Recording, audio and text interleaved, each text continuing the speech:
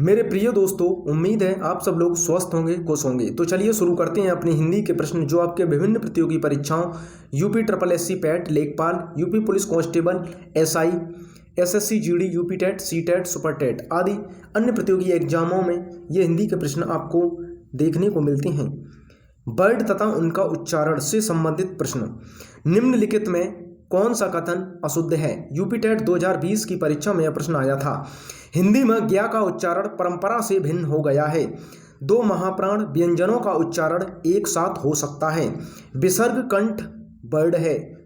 छ संयुक्त व्यंजन है। तो इसका राइट आंसर है दो महाप्राण व्यंजनों का उच्चारण एक साथ हो सकता है। प्रश्न अगला, निम्नलिखित में से कौन सा सही है? यूपी टेट 2020 की परीक्षा में यह प्रश्न आया था। फर्स्ट अनुसार पूर्ण अनुनासिक ध्वनि है। सेकंड, वर्ग एक पंचमाक्षर अनुनासिक होता है। अनुनासिक के उच्चारण के दौरान नाक से बहुत कम सांस निकलती है और मुंह से अधिक। तो देखो, इसमें सेकंड राइट आंसर है और फर्स्ट राइट आंसर है। तो इसका राइट आंसर हो गया ऑप्शन सी। प्रश्न अगला, दांत और जीभ के स्पर्श से बोले जाने वाले वर्ड को क्या कहते हैं? यूपी टेट 2020 की परीक्षा में यह प्रश्न आया था। मूर्धन्य, कंठोष्ठ्य, दंतोष्ठ, दंत। तो इसका राइट आंसर है दंत। प्रश्न अगला, निम्नलिखित ध्वनियों की निर्दिष्ट विशेषताओं में कौन सा कथन अशुद्ध है? यूपी टेट 2020 की परीक्षा में यह प्रश्न आया था। च तालव्य महाप्राण, म ओठ ध्वनि, सघोष, तलब प्राण दंत, ख महाप्राण कंठ। तो इसका राइट आंसर है च तालव्य महाप्राण है। प्रश्न अगला, उच्चारण की दृष्टि से संबल ध्वनि का कौन सा वर्गीकरण है?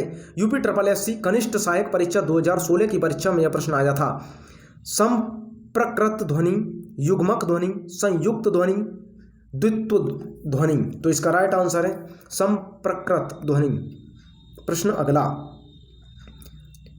स वर्ड मध्य प्रदेश समग्र सुरक्षा अधिकारी 2017 की परीक्षा में यह प्रश्न आया था।